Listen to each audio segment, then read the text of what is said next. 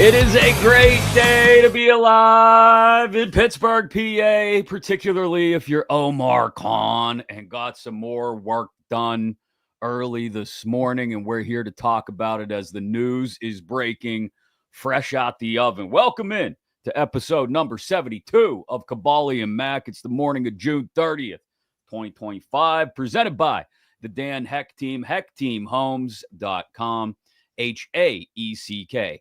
HeckTeamHomes.com. We appreciate them helping us bring you this show, even during what is the dead time of year for the NFL. I got the hat on. I'm ready for Raw in Pittsburgh tonight. We'll talk about that. Kaboom's got a recap for me because I didn't get to watch any of it. Night of Champions and what happened over in Saudi. And of course, there was other stuff we had planned to talk about. Tyler Boyd wants to be a Steeler. The great Dave Parker, the Cobra, passed away this weekend. The Penguins drafted 37 guys, it feels like, and a former Pittsburgh Penguin is talking about rumors of Sidney Crosby going somewhere else at the deadline next year. A whole bunch of nonsense to talk about. We were prepared today, Kaboom, and then all of a sudden, it all hit the fan. Good morning, friends, Yinzers, countrymen. Follow us on X, Instagram, Facebook, TikTok, and of course, YouTube at Kaboly+Mack. We're at about 1,830 or 40 subscribers. When we get to 2,500, we will raffle off, give away, draw the winner for that autographed Paul Skeens baseball. He, of course, is veteran Steelers reporter Mark Kaboly, who is used to not having to do much this time of year because, well, mini camp's over, training camp's still 3 weeks away. You wouldn't think big things would be happening. We talked about this last week, Mark, but it happened. I don't know how, and I don't know how they're financially going to make it work according to the terms of this report that Ian Rappaport just dropped about 10 minutes ago. But Jaylen Ramsey is a Pittsburgh Steeler. How about that, huh? I thought it was all but dead a couple of weeks ago or last week by a couple of the insiders, but apparently not. Yeah, I'm curious to see where the money comes in at here. I think that number's getting floated out 26.5. I don't really believe that's the number when it's all said and done of salary and cap space. So it happened so quickly. I haven't been able to dive into it, but I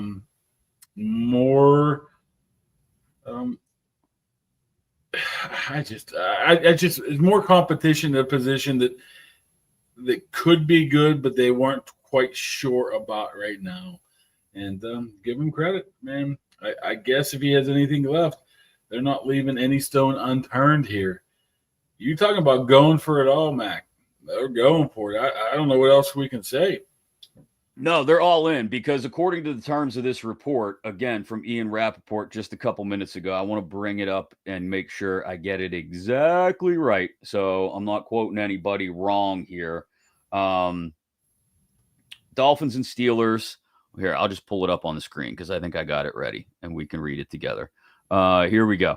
Dolphins and Steelers have finalized a blockbuster trade to send all-pro corner Jalen Ramsey to Pittsburgh. Sources telling Ian Rappaport and Tom Pelissero of NFL Network. Ramsey's adjusted contract includes a $1.5 million raise this season, which would make his salary $26.6 million this year. You're not bringing that guy in to be your third corner at that cost. Although you still need 3 starting capable corners in this league. That is a move you make to bring a guy in, like you said, loading up for now, and you're going to pay him that money to start. They have, according to Spot Track, as of this morning, just $18.8 million in cap space. So the financial repercussions, let's go there first, is they're going to have to restructure some things or move a whole bunch of salary around if that 26.6 is, in fact, going to fit under the cap. Well, the $26.5 million is how much salary he makes this year. Now, who's paying that $26.5 million? Okay. That's what we have to figure out at right now. I'm sure that the Dolphins were on the books for some of that. And like I said, it happened so quickly. I don't know how much of the salary is already paid for him in bonuses or anything like that. Right. So, we'll see. I don't know. I just don't know what that number is, but I would find it hard to believe that they're going to pay the 26.5. Maybe I'm Maybe I'm wrong on this, but I don't think that's going to be that final number. Yeah, there's a lot of details still to come out. According to the story at NFL.com, Ramsey will leave the Dolphins with a good amount of dead money in each of the next 3 seasons, somewhere between $5 and $7 million each year. But it'll end up saving the money on the cap despite the dead cap hit. That, again, is pending all the details of who takes what cash into consideration and who pays. They did announce the trade, though. They traded Minkah Fitzpatrick. What? Minkah Fitzpatrick for Jalen Ramsey. Are you kidding me? Are you kidding me right now? That's what Adam Schefter just reported. What? Minkah Fitzpatrick to the Dolphins for Jalen Ramsey. This is a hell of a morning to think we had a show planned and that it's all just changing on the fly right now. Whew. Wow. I mean, it's like real-time reaction of who fits where and what now.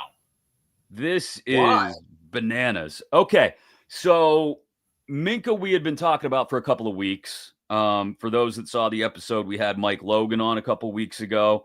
He expected that Minkah would get back to being his playmaking self. But if he doesn't, it's going to be back in Miami where he wanted out, 6 years ago now.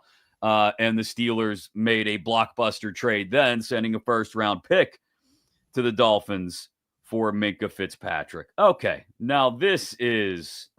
It's hard to digest of what the thinking is here. There's a lot going on here. Well, now the salary makes sense because you're just trading one from the other, you know? The salary makes sense now, okay? The salary, I don't want to say becomes a total wash. Minkah wasn't on the books for $26 million, I don't think, this season. He was on the books for, I'm going to have to bring the number up, 22. So, I mean, basically in this day and age, with the NFL salary cap being as large as it is, it does kind of end up being close to a salary wash because they can find the extra $4 million they're going to have to pay Jalen Ramsey over what they were going to pay Minkah Fitzpatrick this year. By simply doing a couple little moves. That's not a big deal. The big deal now is the safety position. Juan Thornhill. They've been speaking highly of him the past couple of months. That's your option right now. That's your only option. It'll have to be Thornhill and Elliott as your 2 starting safeties. Yeah. Deshaun Elliott just extended a couple weeks ago, starting strong safety. Juan Thornhill as the starting free safety.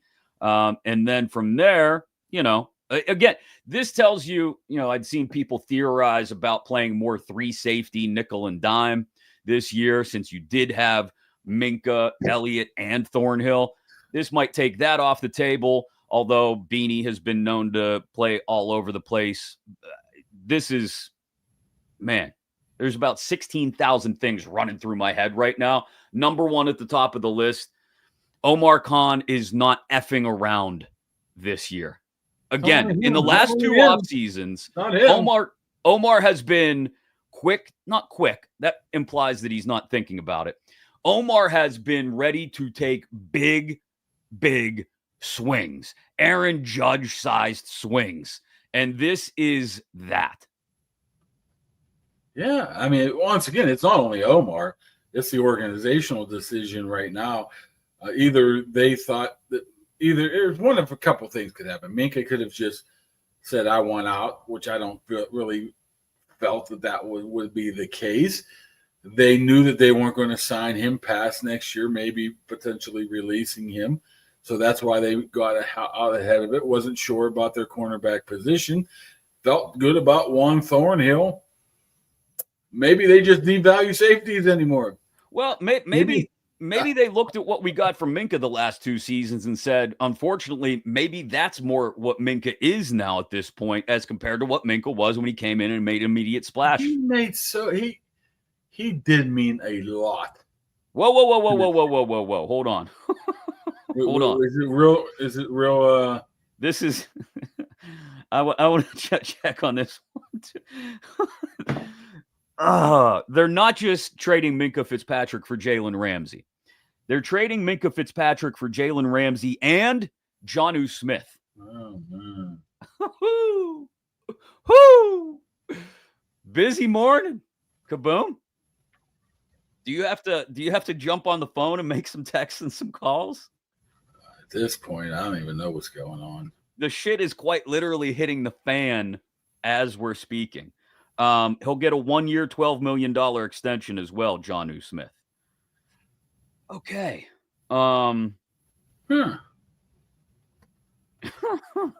This apparently is a part of the same thing, but involves a late round pick swap as well. All the reports from Schefter and Ian Rappaport coming in as we're on the air right now. On the stream, I guess, whatever the hell you want to call it. So no details on what the late round pick swap will look like right this second. But we're talking about Minkah and some sort of late round pick for Ramsey, Jonnu Smith, and some other kind of late round pick. A lot going on here this morning. What do you think?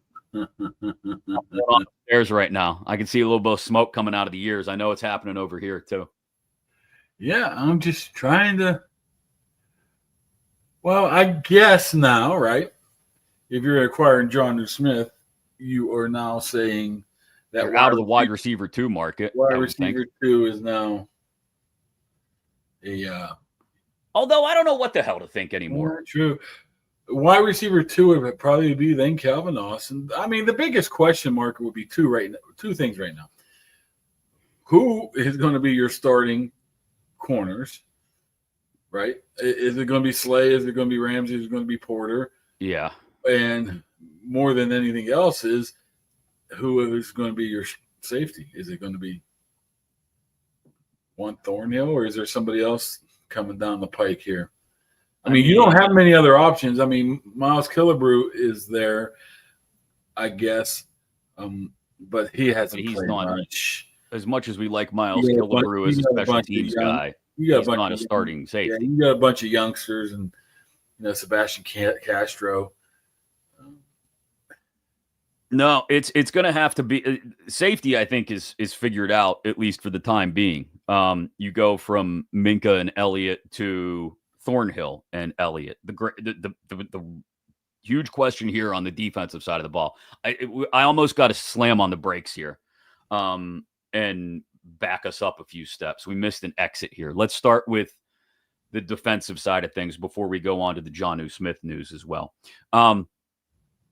Corner, like you said, you went out and got Darius Slay. No one thought, I don't think, that would be to be your third corner. But you can't make the deal for Ramsey and pay him what you're paying him to use him as a third corner. It will be, I would think they're still committed to Porter as a starter at this point, Porter and Ramsey. Or does Porter get kind of shuffled back in the order, and now he's your third guy, and Ramsey and Slay are your starters? Well, what they're going to tell you is there's nothing wrong with competition, right? That's what they're going to tell you. But there has to be a plan in place here. I don't see them giving up on a guy like Joey Porter when Darius Slay's 34 years old. Maybe I would say that maybe they saw something in Slay during the OTAs and said, I don't know about this, but he didn't participate that much. I don't think you can make a determination on that through a couple OTA practices. We always need 3 guys. Can Beanie Bishop play safety? I'm just throwing things out there. He played.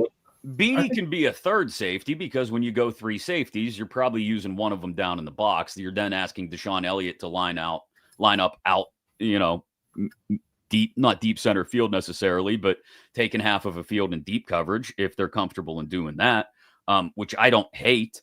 Again, I think the 3 safety thing is the third safety thing, I should say, is not as big a concern for me as how you're going to handle. You're right. Oh, competition, 3 dogs, 2 bones, whatever Tomlinism we want to use, is how you figure out who your 2 starting corners are going to be. 2 veteran guys who neither of them may be with this team next year in Slay and Ramsey, who you're paying a lot of money to when you include Ramsey's deal. and a guy who you seemed committed to seeing through this rookie deal and seeing what he had this year, a chance to improve upon last year, not take 13 interference penalties or however many he had last season in Joey Porter Jr. But I don't know how you look at a roster with Jalen Ramsey and Darius Slay and say one of those guys isn't a starting corner. Yeah, like you said, Jalen Ramsey would have to be, right? Yes, at $26.5 million. I think Joey Porter's the other guy, and you have Darius Slay. I mean, he's probably getting, was he getting 10 million? Still pretty significant money. Man, maybe I have to even look. I don't even know. I would assume that that's all guaranteed money from Darius Slay. So it's not like you can even dump him after, training camp. Maybe he can be on the move too. Maybe one of these guys shows out and maybe you try to get rid of Slay. I don't know. It's just they needed to upgrade the defense. And like we said a couple of weeks ago, man, the cornerback position was one that they needed to somehow upgrade. But when you look at this whole scheme of things, you're replacing Slay for I'm just trying to think if how they got better on defense. Thornhill for Minkah, you would think that's a downgrade, right? I would say that's a downgrade. Yeah. I mean, and you're having an addition of Ramsey where you already have two guys there. Has this really made the team better? Well, but when we look at what the defense's issues were late last year, right, when they collapsed, the issues were in the run game, right? Minkah, as much as he tried to, I don't think, and it was part of the issue in his brief time in Miami, never wanted to be an up-in-the-box safety, never really was, I don't think, totally comfortable supporting in the run game. Look back at the Derrick Henry stiff arm in the playoffs that I think he's still digesting. They may like Thornhill better as a true center fielder. They like Elliott and his job in run support, I think. So clearly they're telling you, look, the problem wasn't with necessarily who the safeties were. Maybe it was more about what they're good at, right? So we're going to swap out one safety for another. Yeah, technically it's a talent downgrade when you look at it. You've got a Pro Bowler in Minkah Fitzpatrick, and you're downgrading to Juan Thornhill. But he's going to do a better job of maybe playing out in center field, but being willing to stick his nose in and run support. We know Elliott can do that. We know Beanie, if he's a third safety, hybrid corner safety, slot guy, can do that. We know he can force turnovers as well. And we're going to focus on the corners. We know we've got great receivers on at least one team in this division that we've got to deal with. And if we're going to go anywhere in the AFC, great quarterbacks. So we're going to bring in Slay, 1-year deal. We're going to go out and get Ramsey, which I want to clarify. He's not on any kind of 1-year deal. He's on the books for over $18 million next year in 2026. Cap hit gets as large as $31 million in 2028. And again, all this stuff is kind of happening on the fly. So bear with me if some of the numbers are a little off. I'm just going by Spot Track as they're updating it on the fly. So they're committed to Ramsey at the age of 31 right now for the next 3 years beyond this one. I think this tells you more than anything that they've still got their concerns about Joey Porter Jr. developing into a late first round, early second round caliber talent because of the way he struggled at times last year. Or they have now surrounded him with 2 high-level corners in what would be a year that he has to play well so they can make a decision on him next year if they're going to sign him to an extension or not. You can look at that's a possibility. Like Porter could show you something this year and you go, okay, we're comfortable going forward with Porter and Ramsey into 2026. That probably completely ignores the fact that everything they've done is about right now. Which Rodgers. Honestly, Ramsey. Why are we complaining about this? I don't know if we're complaining about it, but there will be a faction of the Steelers fans out there will be complaining about this. But you have an organization, unlike some others in this city, that are absolutely going for it. It might not work. It might just, crumble and burn it down. You know what I'm saying? It could be burnt down here. But my Lord, they are just absolutely going for it to try to. When you're dumping Minkah Fitzpatrick and bringing in Jalen Ramsey and adding another tight end is Jonnu Smith, and you got Arthur Smith who likes to throw to tight ends. You got Jonnu, and you got Pat Fryermuth, and you got all of these players. You got DK Metcalf. My goodness, so you are definitely go for it. And I don't want to hear one thing ever again about how this teams just keep doing the same thing. This roster is about 2/3 away turned over from last year. Who is left starting last year that is left from this year? I mean, from this year to last year. I mean, you're looking running backs, you're looking wide receivers, you're looking defensive line, you're looking safeties. You got so much different here, and they're going for it. They're absolutely going for it. It might be misguided. It might be the wrong decision, but I would much rather have them go for it than say, let's tank and let's see if we can get, Arch Manning.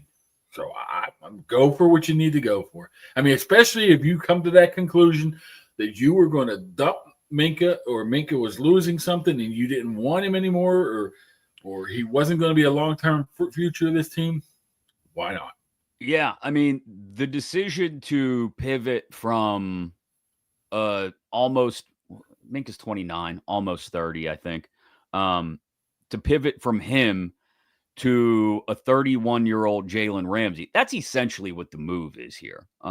It's pivoting from Minkah to Ramsey. It's pivoting away from the safety who wasn't showing the ball hawking ability that he had when he first came over to a proven commodity at corner, shoring up that position and saying, hey, if our corners are strong, I'm not as worried about our safety position because our corners are going to have guys on lock on the outside. That's what it tells me. Let me tell you about the Thornhill. Somebody, I don't know when it was recent, mentioned about upgrading the safeties, and your guys really did anything. Mike Tomlin quickly interjected and said, hey, we got Juan Thornhill. I mean, you don't say that unless you like somebody. You really believe in the guy. But that's a guy that signed. He didn't sign until later in free agency, and he had 1 year, $3 million. It's not like everybody was knocking down his door either. Maybe the position is just undervalued. But this is a leader, too. I mean, Minkah was a leader, but, on the flip side of this, if you're looking at some of the issues last year and some of the bickering, I think a lot of it had to do with 39. End of the season. Remember when the Deshaun Elliott, when the Deshaun Elliott extension happened, we talked about Elliott and how he's a not free thinker, but free speaker, I guess, right? He'll tell you exactly what he's thinking. And we remember after the Christmas Day game when he came back into the lineup against the Chiefs and he said something to the effect of, it's week 15 or whatever. We can't still be having these issues. And think about some of the breakdowns we did see in the secondary.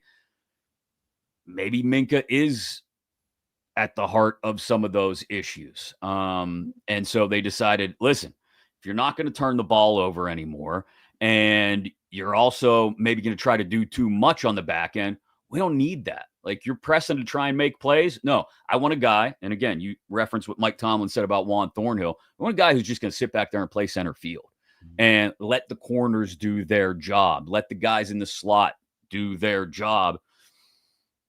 Maybe that's exactly what it is. Not being happy with the way Minkah played the last year and a half, 2 seasons. Not happy with the salary. If you're paying a guy what they were paying Minkah, again, $23.5 million, and he's not performing the way he did when he first came over, but then you're overpaying him, right?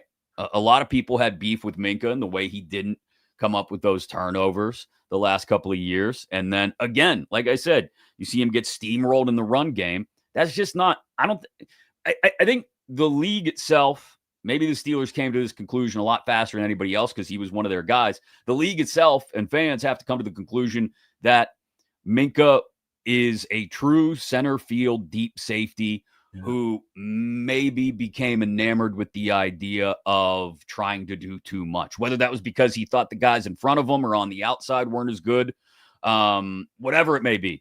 he was trying to do too much, and he got burned trying to do too much sometimes, and wasn't the run support kind of safety that he was trying to be at times, or they needed at times, because again, the issues late in the year were up front in the run game on defense. I don't know. It's a lot to digest about It's been what 5 minutes in the secondary. It's been 5 minutes. They trade for anybody else? Thanks to our friends at Southwest Greens. You need your yard taken care of. You want it to look great and also be able to use it any time of year, not have to mow it, not have to maintain it, not have to water it, not have to spray it down with all kinds of fertilizers and chemicals, because it's a beautiful artificial surface that you just get to use year round. You and the family get to enjoy. You and the pets get to enjoy. Get a hold of Southwest Greens, southwestgreenspa.com. We appreciate them for supporting the show as well. Best looking yard in the neighborhood will be yours with the least amount of maintenance. We appreciate them supporting the show. Okay.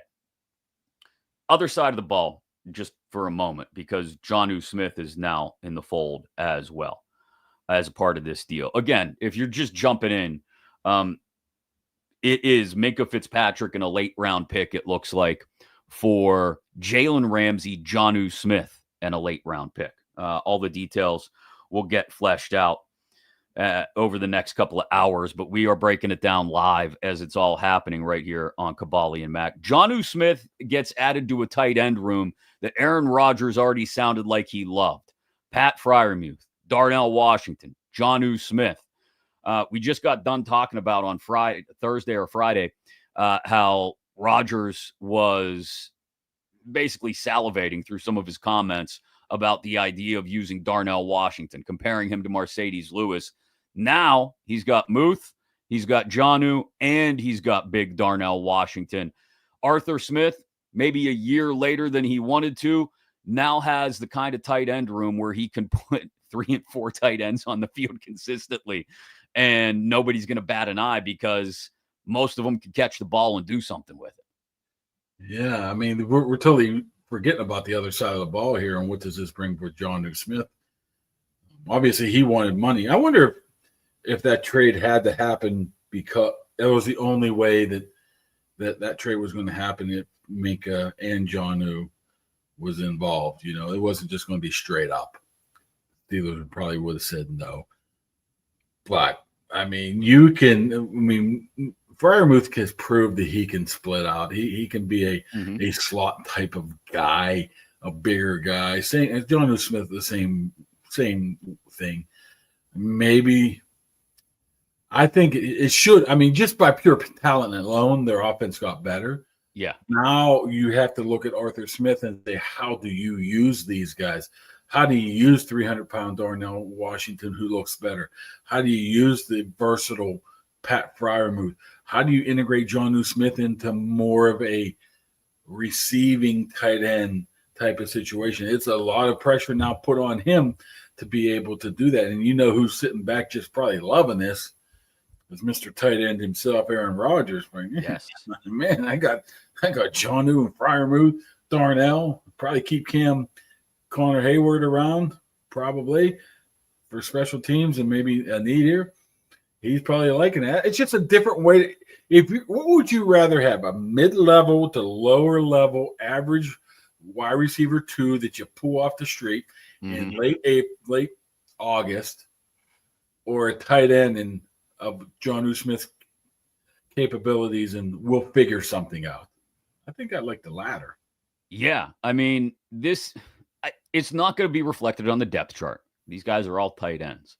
But you've got, like you said, I don't want to call them hybrid tight ends even either, but these tight ends who are capable of lining up off the ball in the slot in Freiermuth and Jonnu Smith. They basically said, hey, we've got this wide receiver 2 issue, if you want to call it that. We'll just go out and solve it with another tight end. And what this does is, like you said, it opens up the options. What I love most about adding Jonnu Smith and Darnell Washington looking like he's in better shape during minicamp and OTAs, and having Freiermuth in there as your tight end 1. And oh, by the way, DK Metcalf, is you can line up in a two tight end formation, and it's not telling the opposition what you're doing, because depending upon the personnel, obviously, you can go out there on 3rd and 4, 3rd and 5 even, with two tight ends, even 3 if you want to, and they can be Freiermuth, Jonnu Smith, and Darnell Washington. DK can be the only receiver on the field in name, wide receiver, but you've got 4 targets plus whoever's in the backfield. If it's a 3rd down, maybe it's Kenny G. And you've got a bunch of great pass catching options for Aaron Rodgers to work with.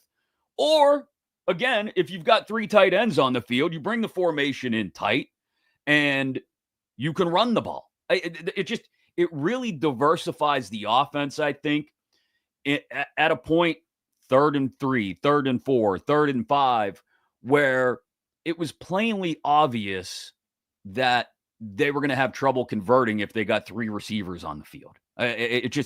This diversifies what you're able to do from one formation in particular, multiple tight ends, in a 3rd and middle kind of situation, which I think can keep the defense off balance and give you the opportunity to convert more of those 3rd downs, stay on the field more often, keep that older defense on the sideline, and maybe build some drives. And you don't have to necessarily do it with the, handoff on 1st down, swing pass on 2nd down. The same old formula that got very stale quickly last year.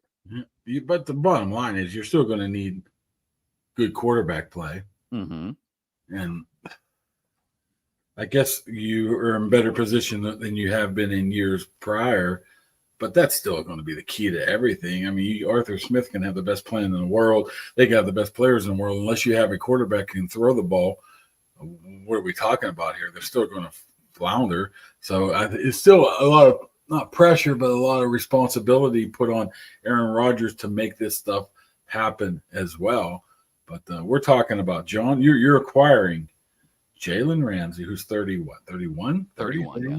Jonnu Smith, and you're giving up Minkah Fitzpatrick in the 7th and the 5th rounder, and you're getting the 7th rounder back. You might have to pay a couple extra bucks here, probably. I'm guessing anywhere between, 10 to 12 to $15 million extra. I don't think this affects TJ at all.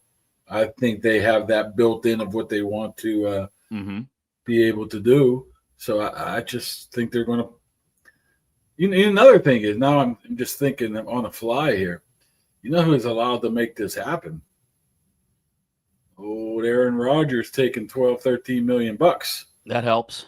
I mean, if he wanted 25, 30 and you bring him in, you can't make this trade, right? Yeah, no, you'd be up against it. You wouldn't be able to swap the salaries the way they have. Jaylen Ramsey, for what it's worth, just tweeted out a couple minutes ago as well. Let me find the exact. Oh, come on, give it to me. I just had it pulled up, and now it's gone. Tweeted out. We're really. Everything's happening on the fly. Real time, baby. Break my own news. Hashtag here we go. And tag the Steelers, and then posted this video as well on the tweet. You guys can watch exactly what Jalen Ramsey wanted to tweet out just a couple minutes ago.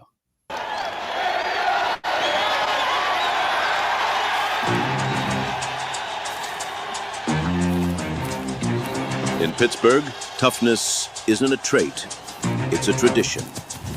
And this city's always had a thing for defense with an edge. Now there's a new name stepping into the black and gold. Shutdown corner, relentless competitor. A walking chip on his shoulder with 4 wheels and no brakes. He talks loud, he hits harder. He didn't come to change what Pittsburgh stands for. He came to show he belongs in it. Steel sharpens steel. And the Steelers just got sharper. Jalen Ramsey on Twitter. Iron sharpens iron. And second of all, this looks like something that wasn't just put together in 2 minutes. So this may have been done a couple days ago. Oh, man.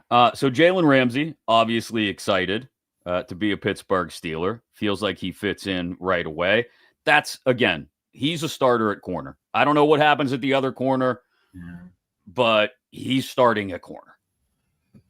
Man, I just honestly, I like the new age Steelers. I mean, they might not perform on the field, but I love the fact that anything's on the table at any point. You're like, oh, okay, Juan Thornhill. Yeah, until, Justin Simmons signs next week. Yeah. Anything can happen. Anything's on the board. Never is the cliche, never say never. That is true with these versions of the season. Before, I bring it back to a decade ago, and the only person the Steelers brought in free agency was Leonard Pope. And that was like in June or something. And think about that until now. Wow. I mean, even the fact that if it doesn't work one year, oh well, let's just do it all again next year. Yeah. There's just all these guys are like 1 year deals. Thornhill's, for the most part, they're all 1 year deals. And if you don't like them, okay, we'll go move on next year and find somebody that works. I think it's kind of exciting. Once again, it may not be a way to build a franchise long term, but we'll soon find out. But I think, I think I agree with you. I like the fact that seemingly anything can happen at any point in time. They're trying. I don't want to say they're throwing things at the wall to see what sticks. That makes it sound like it's sort of haphazard and we'll just see what works. But I think it's more about, hey, if we see an opportunity, we're going to explore it. They were this close to trading for Brandon Ayuk a year ago, right? That was basically done before Ayuk got yanked back into the fold in San Francisco. But you look at what they've done the last two off seasons. This is what we wanted them to do at the end of the Roethlisberger era, which is go all in and maximize what you have in the last few years of what was a Hall of Fame quarterback's career. And now, okay, just look at what they've done this offseason. Seriously, Kaboom.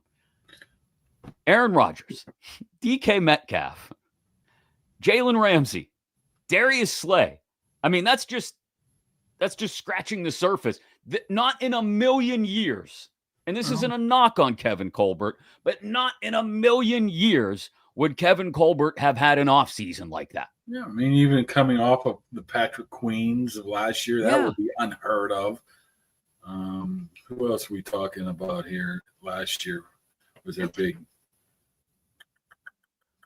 I can't remember who they signed. You had the whole remaking of the quarterback room a year ago, right? Or 2 years ago, and trading Kenny Pickett.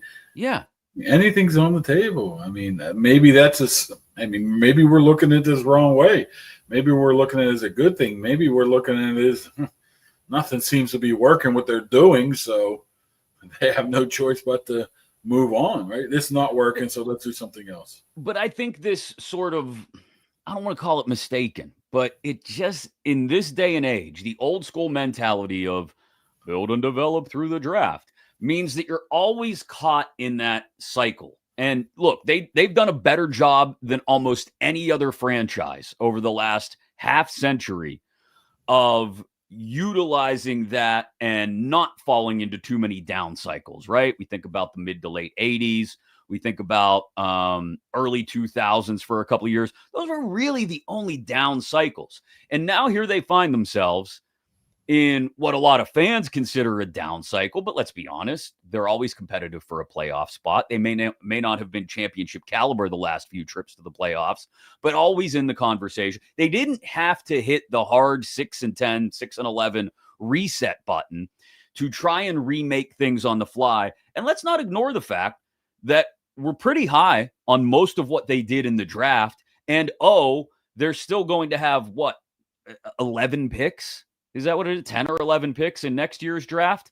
They've still committed to rebuilding. I don't want to call it rebuilding, retooling on the fly, bringing in more youth, while also, if superstars are available who can make us good now while we're still rebuilding and stockpiling the system, we can do both.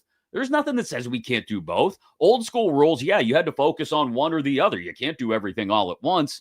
This is, like you mentioned earlier, a team in Pittsburgh saying, no, you can do both. We can compete now and also restock the system so that we're ready to keep it going when the Rodgers and the Slays and all the other guys start to age out. And so some of these guys that they've brought in, they're committed to for more than just this year, Metcalf and Ramsey. And they'll be a part of hopefully continuing things and bringing up those younger guys who they've gone out and drafted this year, the year before, next year. And instead of going through this sort of peak and valley cycle as we think of NFL rosters or rosters in any major professional sport, they're saying, hey, we can go for it, and then there won't be any great valley. We'll just kind of stay up here and continue to compete because you never know once you get in the playoffs, and that's the overarching philosophy. We always hear from Mike Tomlin, once you get in the tournament, once you get to the playoffs, you don't know what can happen. I'm not calling the Steelers the Super Bowl contender, but they're doing everything they can to bolster what we all agreed was a borderline playoff team and make it a team that should be able to do more than just get in the playoffs and lose in the first round. Interesting thing, too, is they've opened themselves up for huge criticism. Mm-hmm. If this falls flat, they're going to get torched, but they don't care. No, I don't think they really care. But imagine if they do go 6-11, 7-9, what you're going to be talking about in the offseason. Tomlin lost it. They brought all this money in. Omar can't. I mean, they're just opening themselves up. I don't think they, like I said, I don't think they care. But I don't think you can do this if you don't have an owner that is committed to a coach and a GM like Rooney either. Because it'd be like, how about if it does go south and I'm gone? I don't think these two don't have to worry about that. They can throw stuff at the wall. If it doesn't work, okay, I'm not getting fired. And in this pocket of things we're talking about right here, that's a good thing. They can just let it all hang out because they know that whatever they do might get criticized, but it's not going to cost them their job. I mean, there may be other reasons why you don't like Tomlin and the winning and the playoffs and that and everything else, but I think that that feels like that anything. I think Art Rooney had the. If you don't have a owner that has full support, I don't think any of this stuff makes a difference because they wouldn't make these trades. Yeah, I mean, Art Rooney has to be committed to telling Omar and Mike. And look, I've already said this before. Mike Tomlin will be head coach of the Pittsburgh Steelers as long as he wants to be head coach of the Pittsburgh Steelers. He's not getting fired. He'd go 0-17. He's not getting fired. Art has to be committed to Omar and Mike beyond whatever happens this year. So to your point, they could go 5-12 and Art will tell Omar and Mike, hey, great couple rolls of the dice you took this past year, but we can see it didn't work. Let the dead weight go. I trust you guys to take care of it, but obviously we've got to pivot. Now, like you, I don't expect that's going to be what happens. Yeah. I expect this is more like a 9-win team. I still think that's what's weird is all of this happens, and I still think it's a 9.5 win team. They can win 9.5, 10 games, but what do they do in January? Right. Maybe they're more set up for January success when they get there because they did add Metcalf, who's had Rodgers, Ramsey, guys have played in huge games. So maybe that does make a difference. Maybe that's the thread here, right? That they look, maybe it's nothing against Minkah. Maybe they don't have a problem with Minkah at all. They just looked at it and said, hey, a lot of these guys haven't won in the playoffs for us. And so we're going to go out and get guys that have won in the playoffs. And because we believe this team is good enough to get to the playoffs. And we understand once we get there, we've got to get through Jackson, Burrow, Mahomes, Allen. So we're going to go out and get ourselves a quarterback that we believe in for 1 year. We're going to go out and get as many weapons as we can for him. Not traditional weapons as you think of them, but hey, DK Metcalf ain't bad. And we're going to go out and we're going to get Jonnu Smith. And oh, by the way, we're going to do what we can because we know, like I said earlier, we know we're facing those quarterbacks in the playoffs if we're going to go anywhere to shut down the weapons that those quarterbacks have available to them by getting a whole hell of a lot better at corner.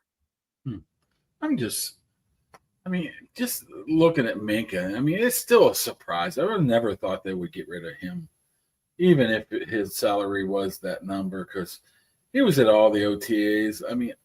I don't truly believe that he's a guy that would ask for a trade. It's a weird. Maybe that was the piece that they could afford to dangle out there. That's one position you still do have to look at. Now maybe the cornerback position is solidified or a lot better where it was. Yeah. Now you gotta think a little bit about the safety position now. I do. Even though Thornhill and Elliott's there, you have to think, now it's shifted from cornerback to safety, where if there's one position where it's a little iffy, I would say it's safety. And I think that they just don't believe that. I think they learned from Minkah that the safety is not as valued as they might have thought it was. I think it's a position they've learned over the last 2 years that if it's not going to be an absolute outlier in how great it is, you better bank on something solid from that position. So again, when Minkah was ball hawking, making things happen all over the place when he first got here, it was great. That's a huge advantage over an opposing team if your safety is running around making huge plays all the time. But if he's not making those huge plays and he is making mistakes on the back end that leave you susceptible to big plays, run game or pass game, then just get me somebody solid who will hold the position down and doesn't try to make too much happen. And maybe that's what Thornhill is, or whatever else they may do at safety. They just said, hey, we like Minkah when he's making those plays. He just hadn't made those plays for the last 2 years. Something tells me that they're not done. Maybe today, maybe they're not done. They're done. But something tells me there's a safety in their future. Who's still out there? Marcus Williams, Justin Simmons, you mentioned earlier, Jordan Poyer, just a couple of the names. Well, those are free agents. Yeah, guys who knows? Guys who, if you get to camp, if you're Mike Tomlin and you really believe in Juan Thornhill, like we talked about, but you get to camp and you're like, okay, maybe this ain't my guy. You bring one of those guys in off the street during training camp and add him to the mix. Yeah, there's a reason why Juan Thornhill had 1 year, $3 million. He didn't play very well last year, right? So let's not overestimate his value right now, regardless if Mike Tomlin likes him or not, and he can play multiple positions or not. And if you're going all in like this and trying to get every base covered here, you probably need to add to that safety position and don't hope for any rookie to step up, undrafted guys or anything to that fact. So I would imagine that they're not done yet. Maybe offensively. I think that's what this tells me. Yeah, Sebastian Castro is the one you hear about, but it's so hard to put a guy back there that's that young. You at least would like to see him be if anything, if he is the player that everybody thinks he might be, that's still a guy you don't probably put in there until midway through the season if he is that good. So you need somebody now, maybe the Thornhill, but I think that there's a safety in their future. But what it looks like to me is poor Calvin Austin's not going to get extended. That's what it sounds like to me. That's the least of your worries. Well, right now. Don't forget, as much as we've talked up Darnell Washington, I think I don't want to say that's an either or proposition, but if Darnell Washington has a huge year and Calvin Austin doesn't, because it is an Arthur Smith offense and you're leaning more on the tight ends, then yeah, maybe Calvin Austin doesn't get an extension. But maybe Darnell doesn't take that step forward because, oh, by the way, he's got Freiermuth and Jonnu Smith in front of him on the depth chart now and may not see the ball as much. And they go, Calvin's made a few more plays. He's had a touchdown and punt return before. We still need that sort of, I don't want to call him Swiss Army knife, but that ability to make a big play happen at any point in time. Maybe Austin gets the extension. I just said I didn't want to call it an either-or proposition, but maybe it is between Washington and Austin. I'm going to have to pull out the old roster this training camp. There's a lot going on. Different fellers. Thanks to our friends at Nail Studio 2 in McMurray, Peters Township for supporting the show as well. Nail Studio II, that's a Roman numeral 2. NailStudioII.com. Give them a call at 724-941-4595, or you can book online as well, nailstudio2.com, at Nail Studio McMurray on Instagram. You're like, what? Kaboly and Mack get their nails done? No, but we know people that do. And with it being summertime, pool season, beach season, graduation party still happening, we can get somebody a gift. Lakeview Square on 19, next to Juniper Grill. That's where they're at. It's a very busy season for them. Lily and Lynn are swamped, but they're great at what they do. Again, you can check them out on Instagram to see all the work they're doing. Looking to hire another nail tech or two, if you know somebody that's in the business and very good. Or you just want to get somebody a gift card, right? Get them a gift certificate, a gift card to Nail Studio 2.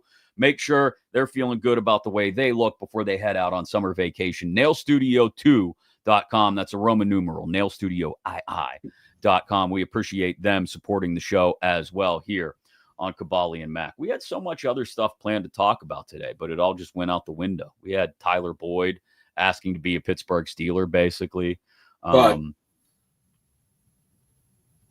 But the word on the street is, huh? No, the word on the street is all the offers he's getting, they were not very good offers. Yeah. Is in money wise, so he's going to play it out.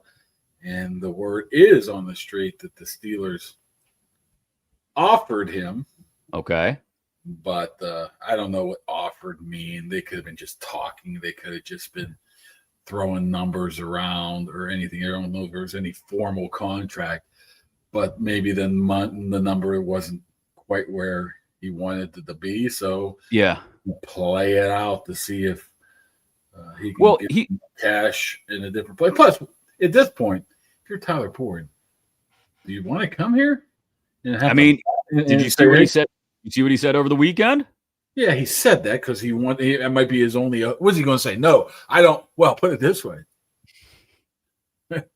They just got rid of Minkah Fitzpatrick. They just got rid of his biggest non-supporter. Right. That's the guy that was not a fan of the idea of bringing Tyler Boyd in, correct? That's the guy who, how can I say this? Allegedly. Well, burn your Minkah Fitzpatrick bridge. He's gone. Do it. Said, we don't want him here. Allegedly. So with him gone, that opens the door for Tyler Boyd to come rolling in here. But if you're Tyler Boyd, you probably just wait, right? You got Cooper, you got Allen out there. They're theoretically going to go before Tyler Boyd, right? So you might as well just wait to see right there. Plus, do you want to get thrown in with the Steelers and not guaranteed anything? And you're like, yeah, we got Calvin Austin, we got Roman Wilson, we got Robert Woods, we got Scotty Miller, Ben Skoranek. You'll fit in there somewhere. I mean, would you want to do that at age 30, 31, and has already made 30, 40 million bucks in this year? I'm like, I'm going somewhere where they want me or need me. Well, for what it's worth, he did sound over the weekend like maybe he was just saying it, but like he was interested in it. Because, I'm real cool with Tom. He's always been a good person. We always wrapped it up because when I was at Pitt, we had a good relationship out. After practice, walk over there and talk to AB and those guys and talk to Tom and just pick at different things where I can get myself better and just, get a feel of some guidance, And he was always a great guy. And we always spoke. I think we had a great friendship. But, if it happens, it happens. If not, it is what it is. It is what it is if it doesn't have. Tyler doesn't sound like a guy who's racing to sign a deal before training camp because he's got a bunch of lowball offers. Yes. Because, like you said, there's other better receivers out on the market right now.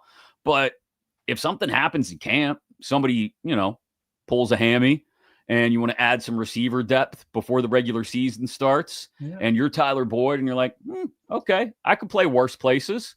I'd be home, close to family. I don't know. Not a terrible idea.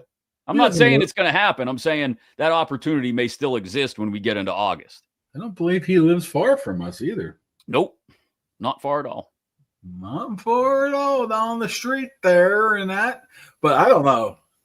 I mean, if I'm him, I don't want to come back here. Too much pressure, man. Everybody yanking at you, man, all the time. Yeah, the ticket request nonsense and all that. And just leave me alone. But he's probably in his last year or two, right? Like I said, if something were to happen in camp to somebody, right? God forbid, I'm knocking on wood. We don't want any injuries. Never want injuries.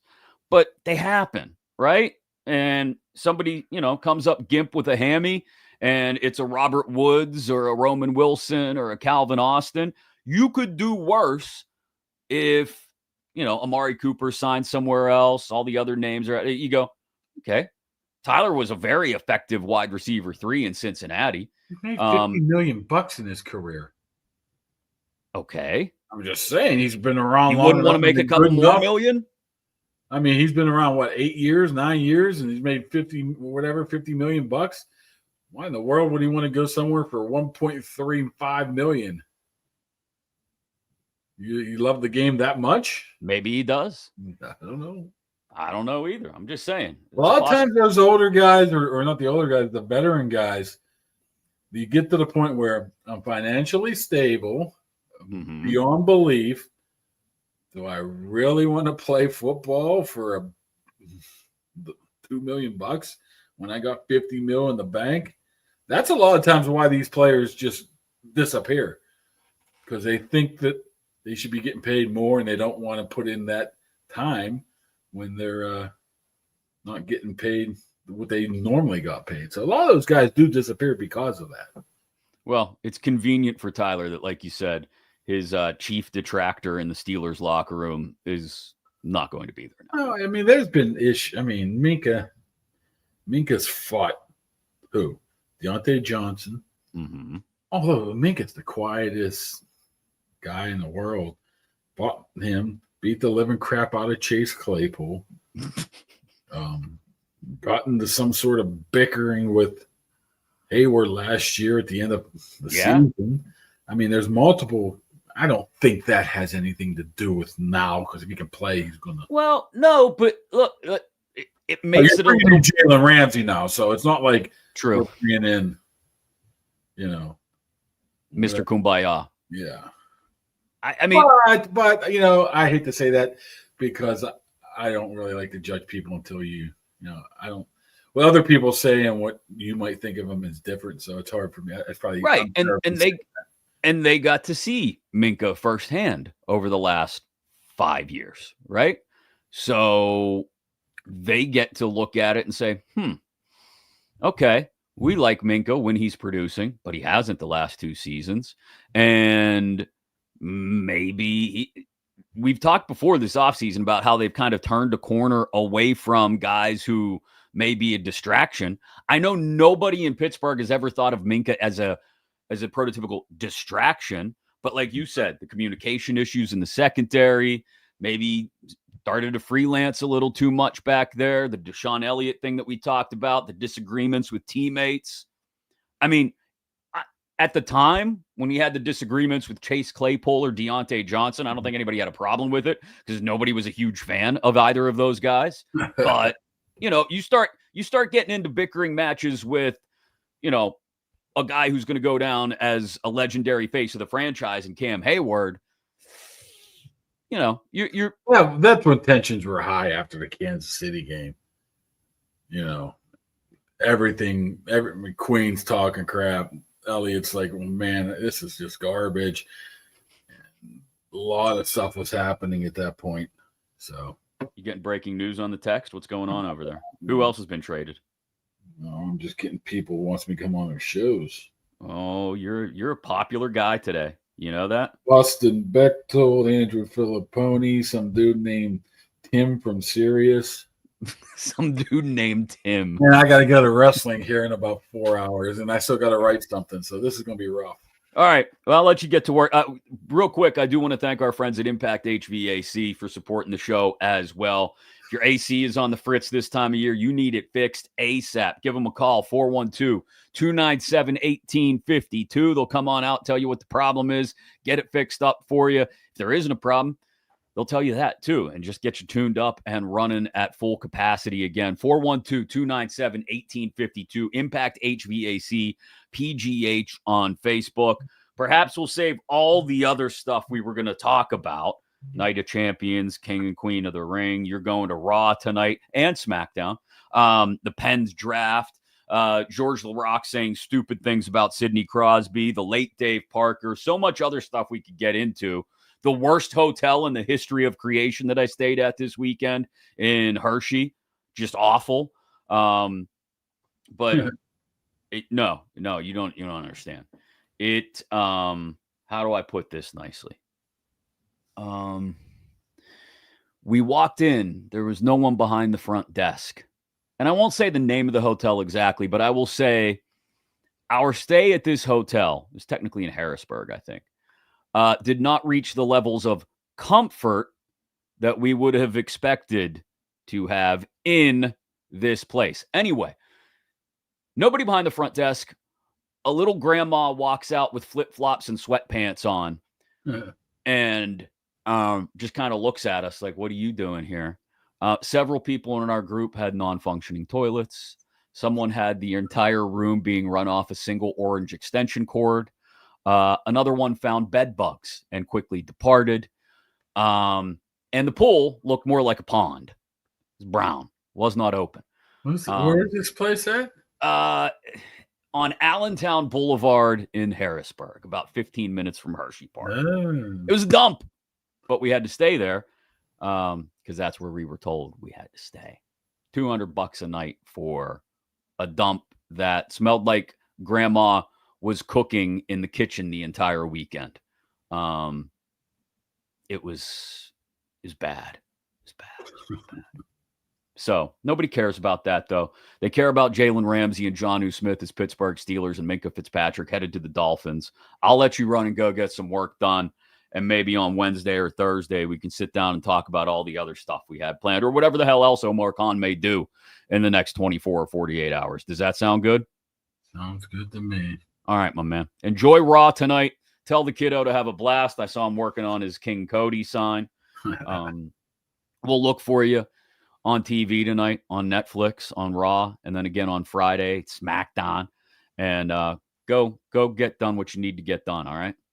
All right, brother. All right. Thanks to everybody for supporting the show, especially the Dan Heck team, heckteamhomes.com. We got some great giveaways. We'll give you more details on social media. Follow us at Kaboly+Mack. Thanks so much to all of you for supporting the show. Have a great Jalen Ramsey day, everybody.